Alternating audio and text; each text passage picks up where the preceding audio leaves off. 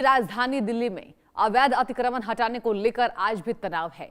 तुर्कमान gate इलाके में मौजूद फैज इलाही मस्जिद के पास बीते मंगलवार को अतिक्रमण अभियान चलाया गया था। बुलडोजर कार्रवाई के दौरान हुई पत्थरबाजी के मामले में कई लोगों को गिरफ्तार भी किया है।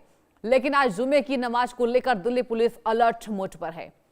पुलिस को आशंका है कि आज जुमे की नमाज के बाद लोग विरोध प्रदर्शन कर सकते हैं। सीधे चलते हैं ग्राउंड जीरो पर।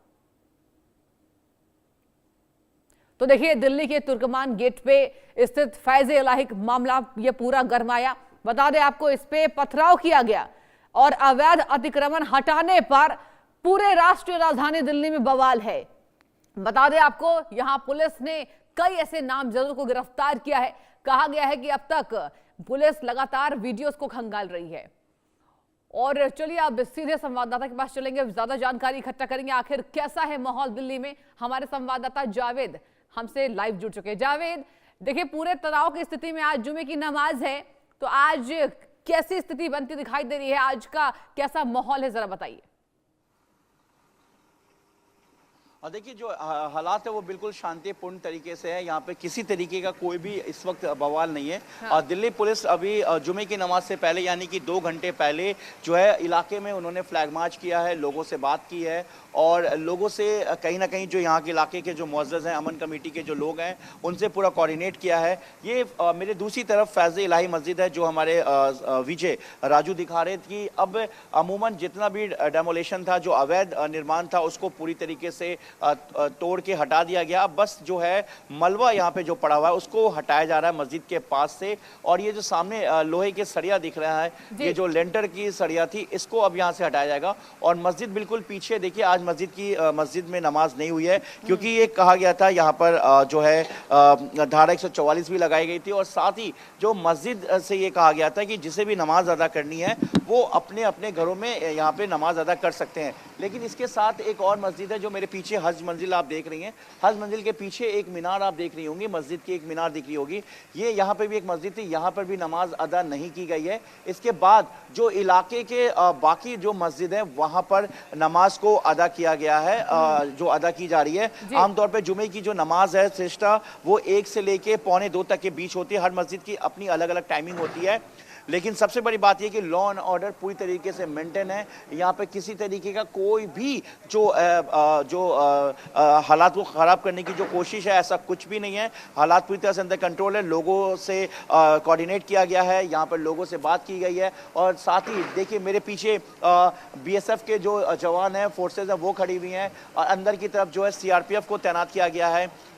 कई जो टुकड़ियां हैं BSF की यहाँ पे बुलाई गई हैं। लगातार मेरे सहयोगी जो राजू हैं वो विजुअल दिखा रहे हैं कि BSF के जवान यहाँ पर हैं। इसके अलावा पूरी तरीके से सुरक्षा को रखा गया है। और आप देख सकते हैं मेरे पीछे जो JCB जो है वो अपना काम कर रही है। जो यहाँ से मलबा है उसको हटाने का काम किया जा रहा है। और जो लोग हैं, आमतौर पर आज भी तुर्कमान गेट का जो मार्केट है, जो इलाका है, वो पूरी तरीके से बंद है। जुमे को देखते हुए अलर्ट रखा गया था ताकि किसी तरीके का कोई भी जो मौके को या हालात को बिगाड़ने की कोशिश ना करे, माहौल को बिगाड़ने की कोशिश ना करे। ऐसे में जो है पूरी तरीके से जो है अलर्ट रखा गया है। और दिल्ली पुलिस ड्रोन्स की बात करें या फिर अपने लोकल इंटेलिजेंस की बात करें, इस इनपुट पर लगातार अपनी नजर बनाई हुई है। जी ठीक है, देखिए, अलग अलग संवाददाताओं से बात करेंगे। जहां रजनेश यादव मदीना मस्जिद संभल से लाइव जुड़ चुके हैं, कामेश्वर शर्मा संजौली मस्जिद से लाइव जुड़ चुके हैं और यहाँ जावेद जुड़े हुए हैं तुर्कमान गेट से। एक बार चलेंगे यहाँ मदीना मस्जिद संभल से लाइव। बताइए वहां पर क्या स्थिति है रजनेश यादव जी? और जैसा कि हम स्थिति देख रहे हैं राष्ट्रीय राजधानी दिल्ली में, क्या इसका सीधा असर अलग अलग राज्यों पर भी पड़ा है क्या? आज कैसी स्थिति रजनीश? जी, मैं बिल्कुल बताना चाहूंगा कि जनपद संभल एक बहुत ही संवेदनशील शहर बन चुका है, क्योंकि अब सबकी नजर इधर ही रहती है। क्योंकि ये केवल आज संभल हिंसा के बाद ही नहीं, बल्कि यहाँ पर पहले से भी बहुत सारी घटनाएं यहाँ पर हुई। 1978 के दंगे, 1984 में दंगे, तमाम ऐसे दंगे, छोटे मोटे अगर दंगों की अगर हम बात करें तो बहुत सारे ऐसे दंगे हैं जो कि बहुत समय से यहाँ पर होते चले आ रहे हैं। अब अगर हम फिलहाल की बात करें तो फिलहाल संभल में शांति व्यवस्था है। लेकिन अगर हम अवैध तरीके से बनाई गई मस्जिदें, मदरसों और मज़ारों की अगर बात करें तो यहाँ पर असंख्य सैकड़ों ऐसे मदार और मदरसे और मजार हैं जिन पर सरकार द्वारा इनको चिन्हित किया गया और एक एक करके इनको तोड़ा गया। अगर हम चंदौसी की बात करें तो वहां भी एक मस्जिद को, सुनहरी मस्जिद थी, उसको वहां पर तोड़ा गया, जो कि नगर पालिका की जमीन पर बनी थी लक्ष्मणगंज मोहल्ले में, और उसको भी तोड़ दिया गया। इस जामा मस्जिद के पास में ही एक कब्रिस्तान है, उस कब्रिस्तान पर भी अवैध तरीके से अतिक्रमण करके लगभग 22 मकान इस पर बना लिए गए, उनको भी सरकार ने चिन्हित कर दिया है और लगभग इनको 15 दिन का नोटिस दे दिया गया है, 15 दिन का समय दिया है। अगर ये नहीं हटाते तो यहाँ से भी इनको हटाया जाएगा, फिर इन लोगों को दिक्कत होगी। अगर हम हाजीपुर की बात करें तो वहां भी अवैध तरीके से एक मस्जिद बनाई गई, उसको तोड़ा गया। सलारपुर की बात करें तो वहां भी एक मस्जिद को सरकारी तालाब पर बनाया गया, वहां पर तोड़ा गया। सलेमपुर की बात करें, वहां भी एक मस्जिद को तालाब पर सरकारी जमीन पर बनाया गया, वहां से भी तोड़ा गया। राया बुजुर्ग की अगर हम बात करें तो राया बुजुर्ग में भी लगभग 50 बीघा एक तालाब था, वहां से एक मस्जिद को तोड़ा गया था और उनके बाद जो मकान है वहां तो उनको तोड़ा गया। 2 मदरसे वहां पर बना लिए गए अवैध तरीके से, उनको तोड़ा गया।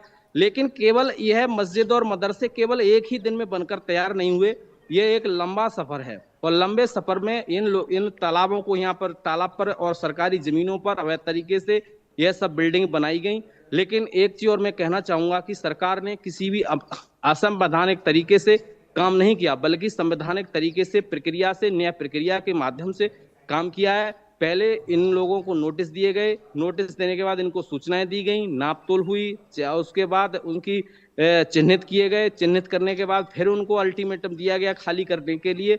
लेकिन उसके बाद भी इन लोगों ने उस जगह से ये सब चीजें नहीं हटाई, अपने मकान और बिल्डिंगों को नहीं हटाया, फिर यह बुलडोजर की कार्रवाई हुई।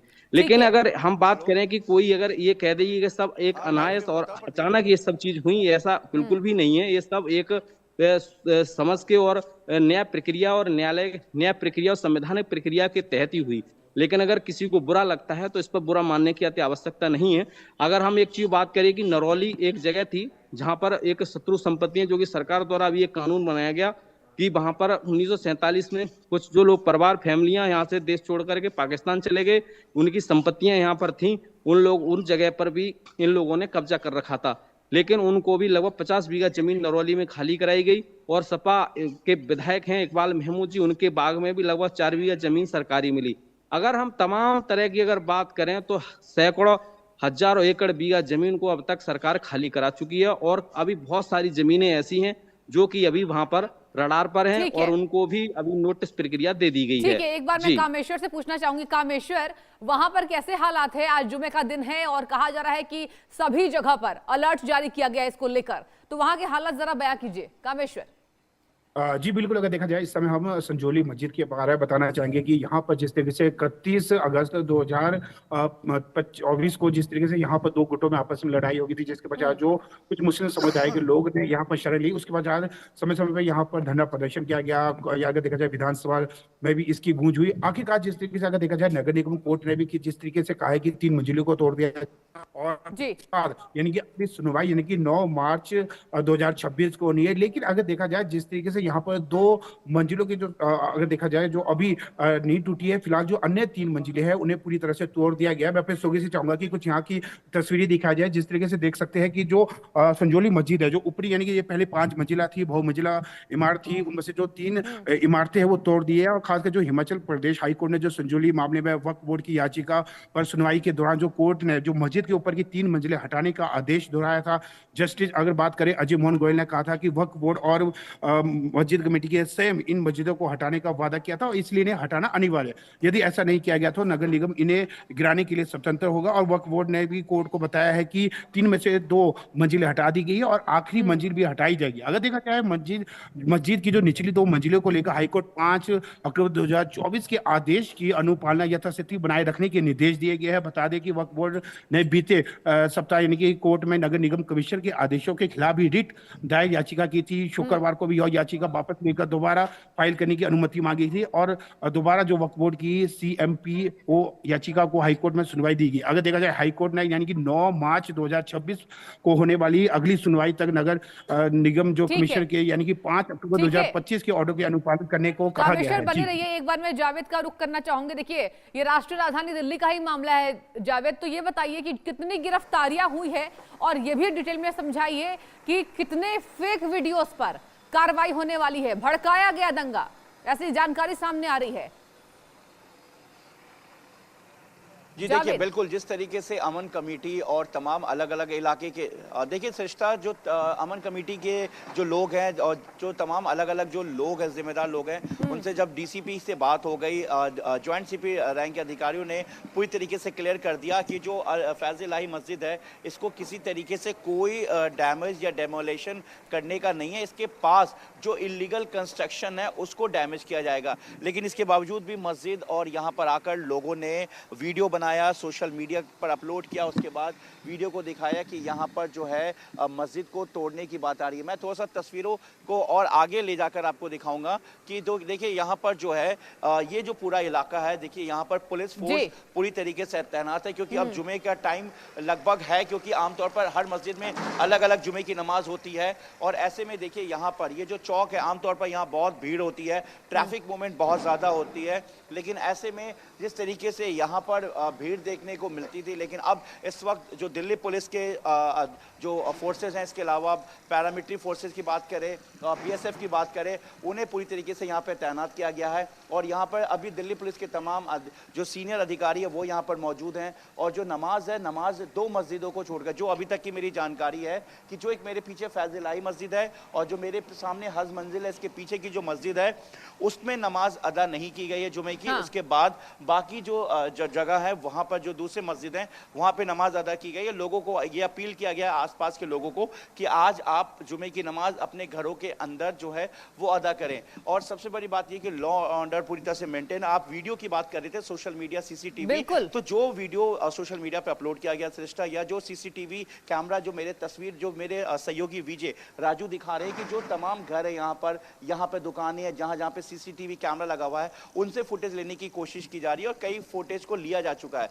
क्योंकि देखिए जो आप सामने जो आप मेरे ये गाड़ी खड़ी हुई है, इसे समझिए कि ये मोबाइल पुलिस स्टेशन वैन है, यानी कि चलता फिरता पुलिस स्टेशन, इसको भी यहाँ पे रखा गया है। और इसके पीछे जो आप बैरिकेडिंग देख रही हैं जहाँ पे सीआरपीएफ के जवान खड़े हुए, ये अंदर तुर्कमान गेट का रास्ता है, जहाँ पे तुर्कमान गेट के अंदर जो इलाका है जहाँ से पत्थरबाजी शुरू हुई थी, जो जहाँ पे मैं खड़ा हूँ यहीं चंद कदमों की दूरी पर जहाँ पे मोबाइल पुलिस स्टेशन मौजूद है, यहीं से जो है पत्थरबाजी शुरू हुई थी और यहाँ तक पत्थरबाजी होते हुए आई थी। जी। उसके बाद पुलिस ने जवाबी कार्रवाई करते हुए, रिटेलिएट करते हुए वापस उनको अंदर खदेड़ा। इसी दरमियान कई लोगों को हिरासत में लिया गया। अब तक 12 गिरफ्तारी हो गई है। सिस्टम में एक चीज और आपको बताऊं कि यहाँ के तुर्कमान गेट के अलावा लोकल इलाके के अलावा बाहरी लोगों के एंगल पर भी दिल्ली पुलिस जांच कर रही है। यानी कि कुछ लोग जो है जो बाहर के पाए गए, जैसे कि इमरान हुसैन, जिसे 12वां आरोपी रिजवान, उसे गिरफ्तार किया गया है, वो सुल्तानपुरी से गिरफ्तार किया गया। तो पुलिस ये मान रही कि क्या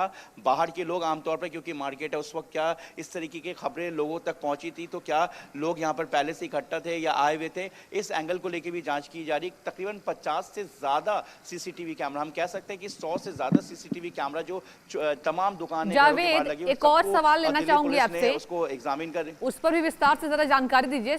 ये भी सामने जानकारी आ रही है कि समाजवादी पार्टी के कुछ नेताओं का नाम है इसमें, दंगा भड़काने की कोशिश हुई है।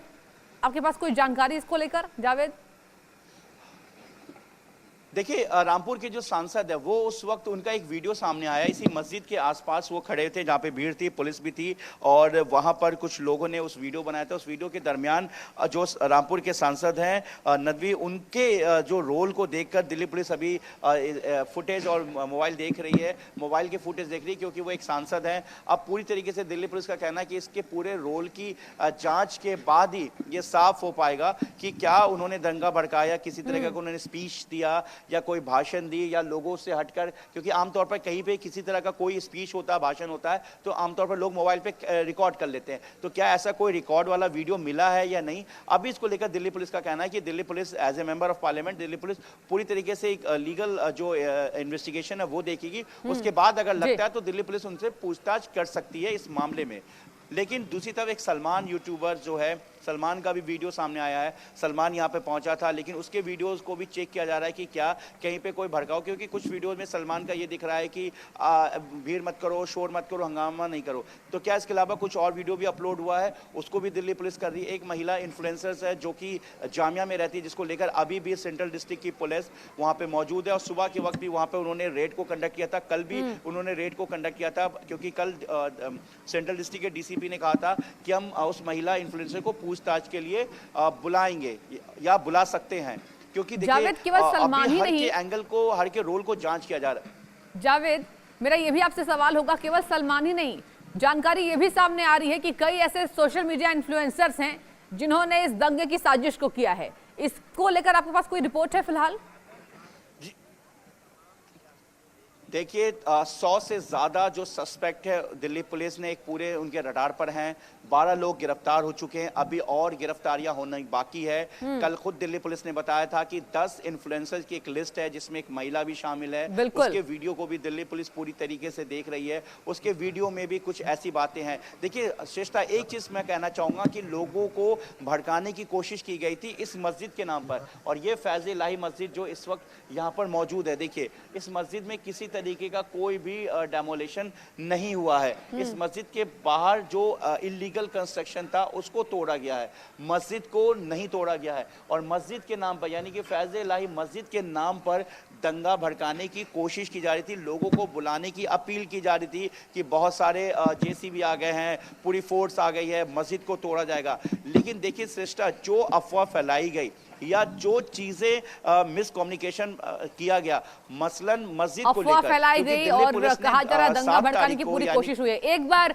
पंकज चतुर्वेदी जी भी आ चुके हैं ज्ञानवापी मस्जिद वाराणसी लाइव में। पंकज, बताइए वाराणसी की अगर हम बात करें तो अभी के क्या हालात हैं?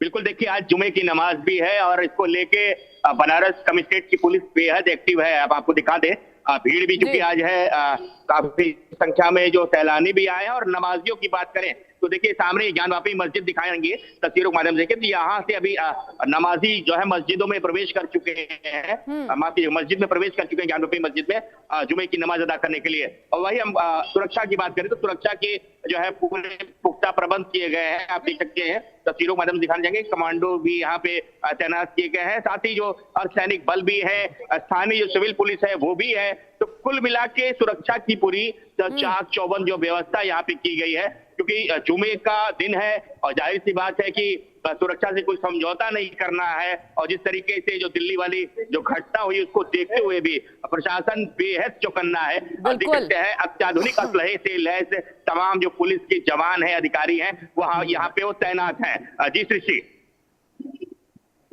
ठीक है, एक बार मैं शिमला का रुख करना चाहूंगी। बताइए कामेश्वर, अभी शिमला की बात करें तो सुरक्षा बलों की कितनी तैनाती है? क्योंकि कहा तो यह भी जा रहा है कि आज बवाल मचाया जा सकता था जुमे की नमाज को लेकर, लेकिन अगर हम बात करें तो फिलहाल कैसी स्थिति?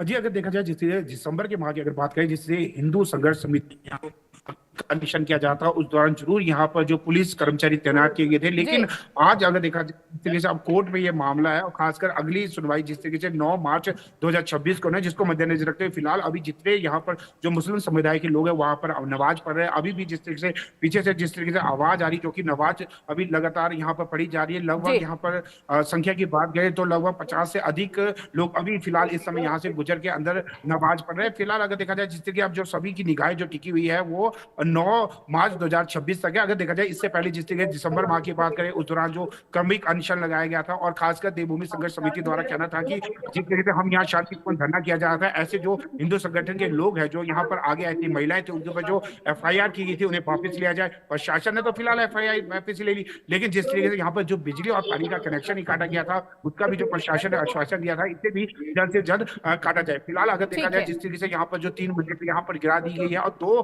के लिए अभी जब जो सुनवाई है कि 9 मार्च 2026 को नहीं, उसके पश्चात ही जो यहाँ पर जो कार्रवाई है हिंदू संघर्ष समिति है या अन्य जो हिंदू समुदाय है वो इसके बाद रणनीति तैयार करेंगे, उसके बाद ही यहाँ पर जो तैनाती की जाएगी।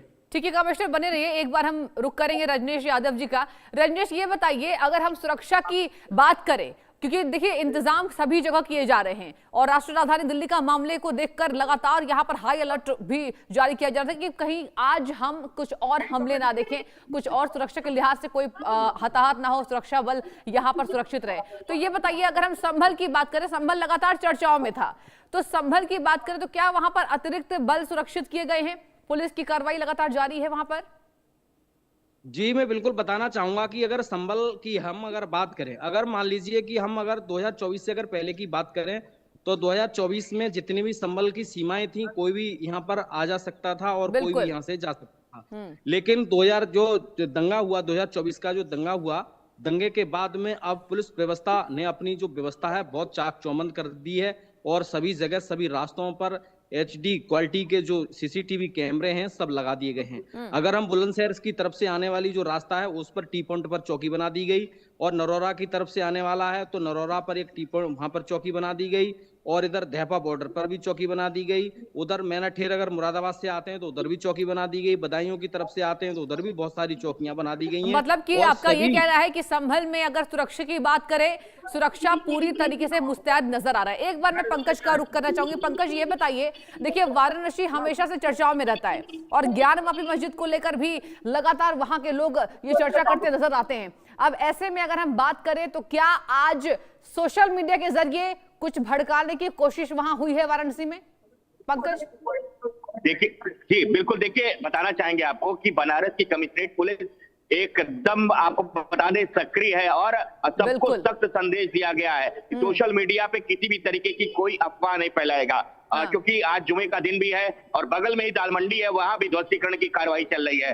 एक बार फिर से तस्वीर दिखाना चाहेंगे। देखिए अर्धसैनिक बल भारी संख्या में अभी एक टुकड़ी प्रवेश की है। तो कुल मिला के देखिए सुरक्षा से कोई समझौता नहीं है, सबको सख्त हिदायत, सख्त संदेश दिया गया है कि सोशल मीडिया के द्वारा कोई भी अफवाह फैलाने की कोशिश नहीं की जाएगी। और हम बात करें तो देखिए हर जुमे के दिन यहाँ पे सुरक्षा व्यवस्था खास चाक चौबंद रहती है। सिविल पुलिस के अलावा अर्धसैनिक बल तो रहते ही हैं, साथ ही जो केंद्रीय खुफिया तंत्र है या जो स्थानीय खुफिया इकाई है उसकी भी पूरी पैनी दृष्टि रहती है और ड्रोन से भी जो है पूरी निगरानी की जाती है। इसका मतलब ये है कि अगर हम काशी की बात करें तो काशी में भी सुरक्षा पूरी तरीके से तैयारी की गई है। एक बार मैं रुक करना चाहूंगी जावेद का। जावेद, ये बताइए कि और कितनी गिरफ्तारियां हो सकती हैं, क्योंकि देखिए लोग इंतजार में हैं। पुलिसकर्मी घायल हुए थे और कहा जा रहा है कि जो हमारी सुरक्षा करते हैं उन पर पथराव बर्दाश्त नहीं किया जाएगा। तो बताइए कितनी और गिरफ्तारियां हो सकती है?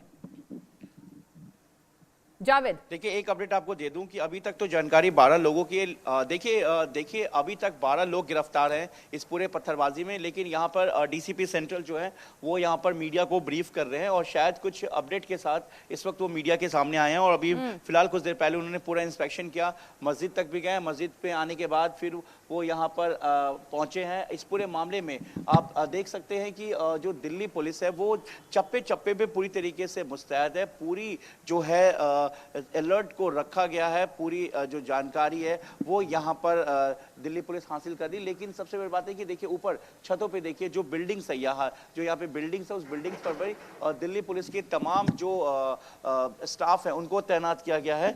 दिल्ली पुलिस के तमाम स्टाफ को तैनात किया है। कई ऐसी बिल्डिंग है जहाँ पे आप देख सकते हैं कि दिल्ली पुलिस पूरी तरीके से नजर रखी है। मेरे पीछे जो एक बिल्डिंग है यहाँ पर चौक पे, इस बिल्डिंग पे भी दिल्ली पुलिस के जवान है, लेकिन फिलहाल अभी पीछे की तरफ हट गया है। लेकिन ठीक है, आप चारों का बहुत बहुत शुक्रिया तमाम जानकारी देने के लिए। तो देखिए अभी जिस तरह से सुरक्षा के अगर हम इंतजाम की बात करें तो पूरे जिले में